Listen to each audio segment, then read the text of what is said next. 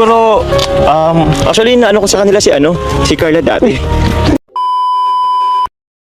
Hi guys! Once again, welcome back muli sa ating channel, Crewy TV. Ayan, maligayang pagbabalik sa ating munting channel.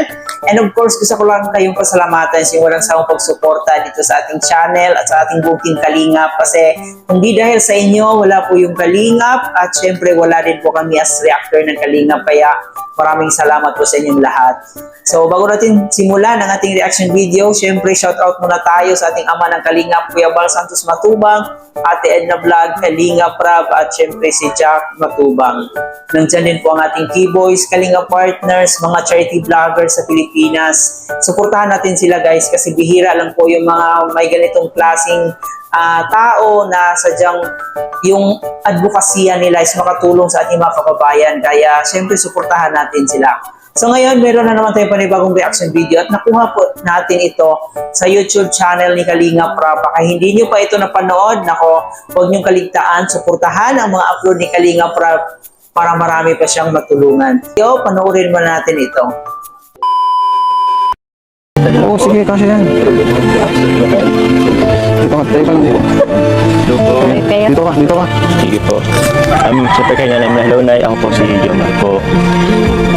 Ikaw po, ano pong pangalan mo po? Chris po. Ako si Jomar po. Ako kuya mo. Okay, handshake tayo, hello. Ikaw yung panganay? Sinong sunod sa'yo? Bea. Bea? Hello Bea. Handshake tayo, hello. Ako si Kuya Jomar. Bea. Hello, handshake tayo. Ikaw po si Bea. Ikaw po yung bunso. Hindi po. Ay, hindi po. Ano pong pangalan mo? Melissa. Handshake tayo, ako si Kuya Jomar. Oo, sabi mo, tip sa'yo eh. Sabi sa akin, kumusta kayo dito? At yung Melissa, kumusta kayo dito? May makasama akong mga pogi.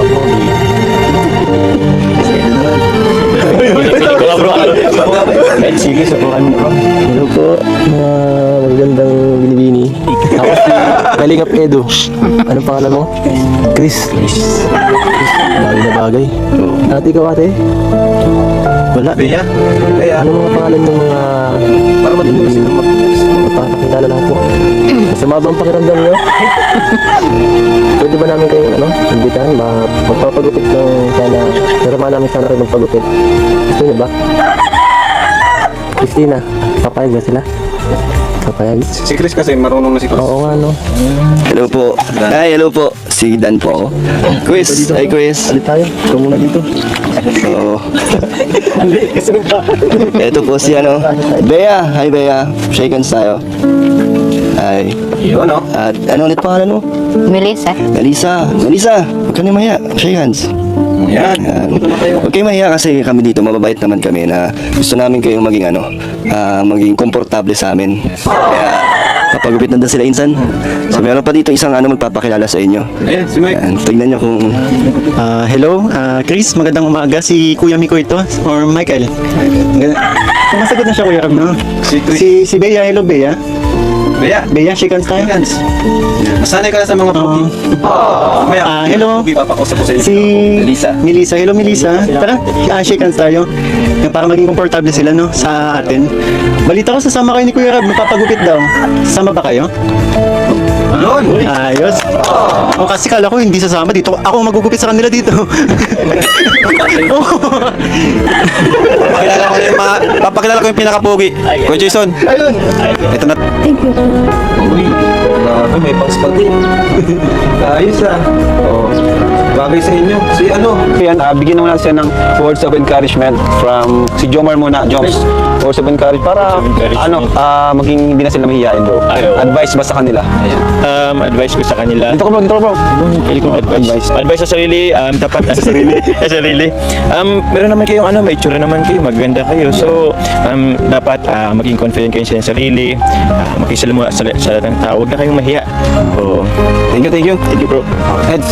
So, advice mo sa kanila, Eds? Ano ba yan? Ano? Yan ba yung kanina? Yan ba yung mga kanina? Di mo nakilala? Hindi ko nakilala, bro.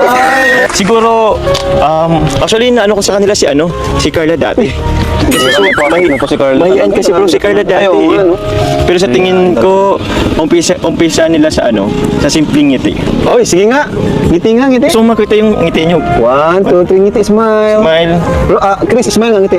Ngiti ka nga. Bilis ang ngiti na yan. Uy! Ngiti na. Ayun. Si Bea pa. Galing mo, Bea, Bea. Bea, smile. Parang si Carla.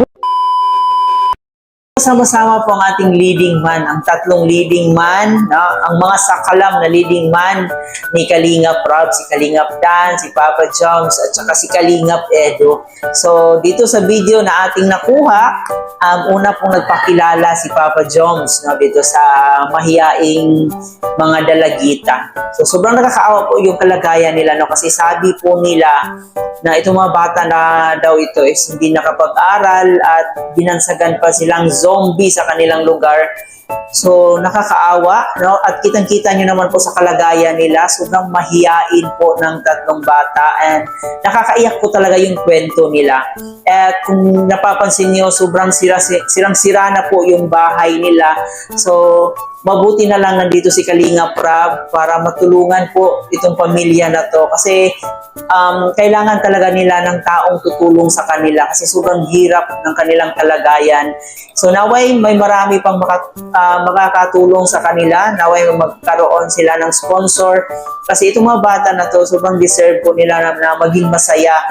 Deserve nilang makapag-aral, so sana'y may makakita at makatulong. And yun, si Papa Joms talaga ang unang nagpakilala and kahit mahiyain yung tatlo, parang nadadala na rin po doon sa tawa ni Papa Joms, no?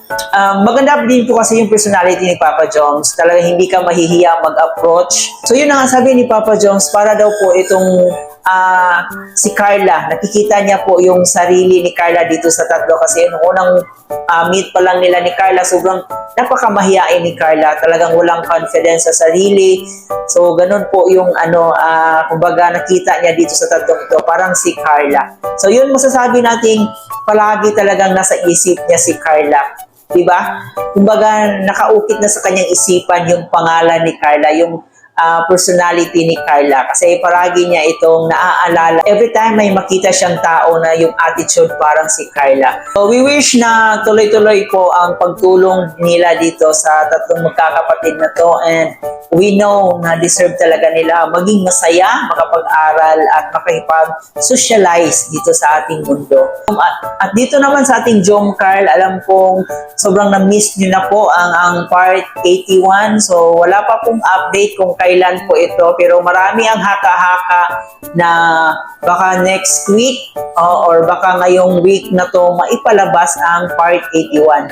So marami daw po itong pasabog so hindi natin alam kasi yun po secret lamang, walang sino mang nakakaalam.